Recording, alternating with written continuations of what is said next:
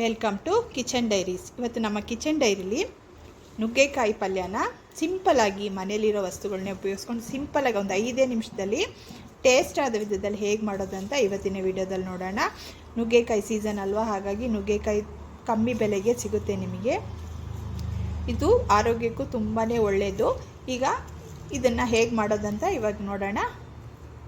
ಮೊದಲಿಗೆ ನಾನು ಇಲ್ಲಿ ಒಂದು 6ರಿಂದ 7 ಜಾಸ್ತಿನೇ ಇರ್ಬೋದು ಅನಿಸುತ್ತೆ ನುಗ್ಗೆಕಾಯಿನ ತೊಗೊಂಡಿದ್ದೀನಿ. ಇವತ್ತು ನುಗ್ಗೆಕಾಯಿ ಪಲ್ಯ ಮಾಡೋಣ ಅಂದ್ಕೊಂಡೆ, ಅದಕ್ಕೆ ಸರಿ ವಿಡಿಯೋ ಹಾಕ್ಬಿಡೋಣ ಅಂತ ಇದನ್ನೆಲ್ಲ ತೆಗೆದಿಟ್ಕೊಂಡಿದ್ದೀನಿ. ಇದಕ್ಕೆ ನಾನು ಒಂದು ಬೌಲಲ್ಲಿ ಸ್ವಲ್ಪ ನೀರನ್ನು ತೆಗೆದಿಟ್ಕೊಂಡಿದ್ದೀನಿ ಮೊದಲೇ. ಈಗ ನುಗ್ಗೆಕಾಯಿನ ಕಟ್ ಮಾಡಿ ತೊಗೊಳ್ಳೋಣ. ನೋಡಿ, ನಾನು ಮೊದಲು ಇದ್ರ ಮೇಲಿರೋ ಸಿಪ್ಪೆನ ಹೀಗೆ ಲೈಟಾಗಿ, ತುಂಬ ಏನು ಪ್ರೆಸ್ ಮಾಡಿ ತೆಗಿಬೇಡಿ, ಲೈಟಾಗಿ ಹೀಗೆ ತೆಗಿಯೋಣ.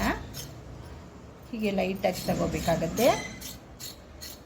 ತೆಗೆದ ಮೇಲೆ ನೋಡಿ, ನಿಮಗೆ ಯಾವ ಸೈಜ್ ಬೇಕೋ ಆ ಸೈಜಲ್ಲಿ ನುಗ್ಗೆಕಾಯಿನ ಕಟ್ ಮಾಡ್ಕೋಬೇಕಾಗತ್ತೆ. ನಾನು ಇವತ್ತು ಈ ಸೈಜಲ್ಲಿ ಕಟ್ ಮಾಡ್ತಾ ಇದ್ದೀನಿ.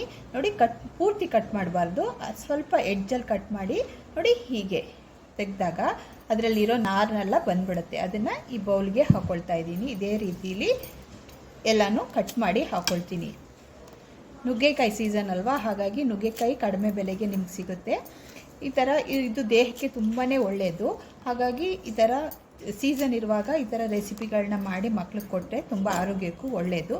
ಹಾಗಾಗಿ ನೋಡಿ, ನಾನೆಲ್ಲನೂ ಕಟ್ ಮಾಡಿ ಹಾಕ್ಕೊಳ್ತಾ ಇದ್ದೀನಿ. ಪೂರ್ತಿ ಕಟ್ ಮಾಡಿದ್ಮೇಲೆ ತೋರಿಸ್ತೀನಿ ನಿಮಗೆ. ನೋಡಿ, ಇದೇ ಥರ ಕಟ್ ಮಾಡಿ ಇಟ್ಕೊಂಡಿದ್ದೀನಿ ನೋಡಿ ನಾನು ಪೂರ್ತಿ. ಈಗ ಇದನ್ನು ಒಂದು ಬೌಲಿಗೆ ಹಾಕ್ಕೊಳ್ತಾ ಇದ್ದೀನಿ. ಇದನ್ನು ಒಂದು 2ರಿಂದ 3 ಸಲ ತೊಳೆದು ಈ ಬೌಲ್ಗೆ ಹಾಕ್ಕೊಳ್ತಾ ಇದ್ದೀನಿ. ನುಗ್ಗೆಕಾಯಿ ಅಷ್ಟು ನಿಮಗೆ ಎಷ್ಟು ಬೇಕೋ ಅಷ್ಟು ನೋಡಿಕೊಂಡು ಮಾಡ್ಕೊಳ್ಳಿ ನೀವು. ಈಗ ಇದಕ್ಕೆ ನಾನು ಸ್ವಲ್ಪ ಅರಿಶಿನ ಪುಡಿ ಸೇರಿಸ್ಕೊಳ್ತಾ ಇದ್ದೀನಿ. ಹಾಗೆ ಈ ನುಗ್ಗೆಕಾಯಿ ಬೇಯೋದಕ್ಕೆ ಎಷ್ಟು ಉಪ್ಪು ಬೇಕೋ ಅಷ್ಟನ್ನು ಮಾತ್ರ ಹಾಕ್ಕೊಳ್ತಾ ಇದ್ದೀನಿ. ಹಾಕ್ಕೊಂಡು ಇದಕ್ಕೆ ಒಂದು 2 ಗ್ಲಾಸ್ ನೀರನ್ನು ಹಾಕ್ಕೊಳ್ತಾ ಇದ್ದೀನಿ.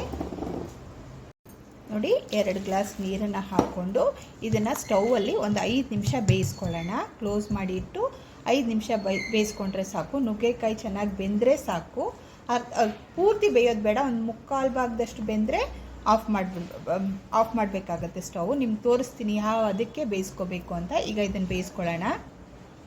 ಈಗ ನಾನು ಬೇಯೋದಕ್ಕೆ ಇಟ್ಟಿದ್ದೀನಿ, ಇದು ಬೇಯಲಿ. ನೋಡಿ, ಈಗ ನುಗ್ಗೆಕಾಯಿ ಬೆಂದಿದೆ. ನೋಡಿ, ಕಾಣಿಸ್ತಿದೆಯಾ ನಿಮಗೆ? ಒಂದು 80% ಅಷ್ಟು ಬೆಂದಿದೆ. ನೋಡಿ, ಕೈಯಿಂದ ಪ್ರೆಸ್ ಮಾಡಿದಾಗ ಹೀಗೆ ಒಳಗಡೆ ಹೋಗ್ತಿದೆ ನೋಡಿ. ಈಗ ಇದು ಸೈಡಲ್ಲಿರಲಿ. ಈಗ ಇದನ್ನು ಒಗ್ಗರಣೆ ಮಾಡ್ಕೊಳ್ಳೋಣ ನಾವು. ಈಗ ನೋಡಿ, ನಾನು ಸ್ಟವ್ ಮೇಲೆ ಒಂದು ಬಾಣಲಿ ಇಟ್ಕೊಂಡಿದ್ದೀನಿ. ಅದಕ್ಕೆ ಸ್ವಲ್ಪ ಎಣ್ಣೆನ ಸೇರಿಸ್ಕೊಳ್ಳೋಣ ನಾವು. ಒಂದು 2 ಟೇಬಲ್ ಸ್ಪೂನ್ ಅಷ್ಟು ಎಣ್ಣೆನ ಸೇರಿಸ್ಕೊಂಡಿದ್ದೀನಿ. ಎಣ್ಣೆ ಬಿಸಿ ಆಗಲಿ. ಇದಕ್ಕೆ ನಾನು ಸ್ವಲ್ಪ ಸಾಸಿವೆನ ಸೇರಿಸ್ಕೊಳ್ತಾ ಇದ್ದೀನಿ. ಸಾಸಿವೆ ಸಿಡಿಬೇಕು.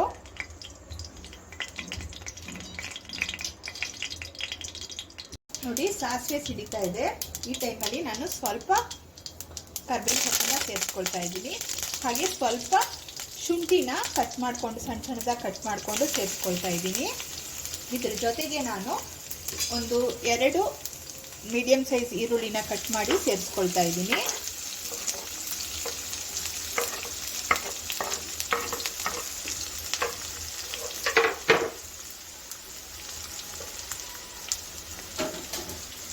ಈರುಳ್ಳಿ ಚೆನ್ನಾಗಿ ಫ್ರೈ ಆಗಬೇಕು.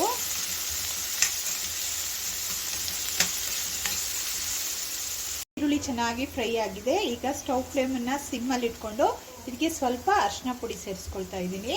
ಹಾಗೆ 1 ಸ್ಪೂನಷ್ಟು ನಾನು ಚಿಲ್ಲಿ ಪೌಡ್ರನ್ನ ಹಾಕ್ಕೊಳ್ತಾ ಇದ್ದೀನಿ. ಹಾಗೆಯೇ ಅರ್ಧ ಸ್ಪೂನಷ್ಟು ಗರಂ ಮಸಾಲೆ ಹಾಕ್ಕೊಳ್ತಾ ಇದ್ದೀನಿ. ಇಷ್ಟು ಹಾಕೊಂಡ್ಮೇಲೆ ಒಂದ್ಸಲ ನೀಟಾಗಿ ಮಿಕ್ಸ್ ಮಾಡ್ಕೊಳ್ಳಿ. ಮಸಾಲೆಗಳನ್ನ ಹಸಿ ವಾಸನೆ ಹೋಗೋದಕ್ಕೆ ಮಿಕ್ಸ್ ಮಾಡ್ಕೊಂಡ್ಮೇಲೆ ಇಲ್ಲಿ ನಾವು ಬೇಯಿಸ್ಕೊಂಡಿರ್ತೀವಲ್ಲ ನುಗ್ಗೆಕಾಯಿ, ಅದು ಸ್ವಲ್ಪ ನೀರಿರುತ್ತೆ, ನೀರು ಸಮೇತ ಇದಕ್ಕೆ ಹಾಕೋಬೇಕಾಗುತ್ತೆ. ಹಾಕ್ಕೊಂಡು ಚೆನ್ನಾಗಿ ಮಿಕ್ಸ್ ಮಾಡ್ಕೋಬೇಕಾಗುತ್ತೆ.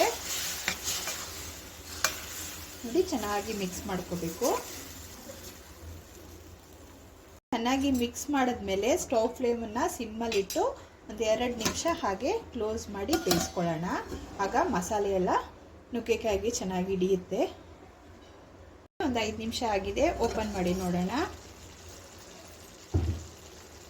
ನೋಡಿ, ಮಸಾಲೆ ಎಲ್ಲ ನುಗ್ಗೆಕಾಯಿಗೆ ಚೆನ್ನಾಗಿ ಹಿಡಿದಿದೆ. ಹಾಕಿರೋ ನೀರೆಲ್ಲ ಹಿಂಗೆ ಚೆನ್ನಾಗಿ ಬಂದಿದೆ ನೋಡಿ. ಈಗ ಸ್ಟವ್ ಫ್ಲೇಮ್ನ ಆಫ್ ಮಾಡ್ಕೊಳ್ತೀನಿ. ಆಫ್ ಮಾಡಿಕೊಂಡು ಇದನ್ನು ಸರ್ವಿಂಗ್ ಬೌಲ್ಗೆ ಸರ್ವ್ ಮಾಡ್ಕೊಳ್ತೀನಿ. ನೋಡಿ, ಸರ್ವಿಂಗ್ ಬೌಲ್ಗೆ ಸರ್ವ್ ಮಾಡ್ಕೊಂಡಿದ್ದೀನಿ. ತುಂಬಾ ಚೆನ್ನಾಗಾಗಿದೆ, ತುಂಬಾ ಟೇಸ್ಟಾಗಿರುತ್ತೆ ಇದು. ರಸಮ್ ಮಾಡ್ತಿರಲ್ಲ ಅದ್ರ ಜೊತೆಗೆ, ಮಜ್ಜಿಗೆ ಸಾರು ಮಾಡ್ತಿರಲ್ಲ ಅದ್ರ ಜೊತೆಗೆ, ಬರೀ ತಿಳಿ ಸಾರುಗಳೆಲ್ಲ ಮಾಡ್ತಿರಲ್ಲ ಅದ್ರ ಜೊತೆಗೆ ಇದು ತುಂಬಾ ಒಂದು ಒಳ್ಳೆ ಕಾಂಬಿನೇಷನು. ಮತ್ತು ಇದು ಆರೋಗ್ಯಕ್ಕೂ ತುಂಬಾ ಒಳ್ಳೆಯದು ನುಗ್ಗೆಕಾಯಿ. ಇವತ್ತಿನ ವಿಡಿಯೋ ಏನಾದರೂ ನಿಮ್ಗೆ ಇಷ್ಟವಾದರೆ ಲೈಕ್ ಮಾಡಿ, ಶೇರ್ ಮಾಡಿ ಮತ್ತು ಸಬ್ಸ್ಕ್ರೈಬ್ ಮಾಡೋದನ್ನು ಮರಿಬೇಡಿ.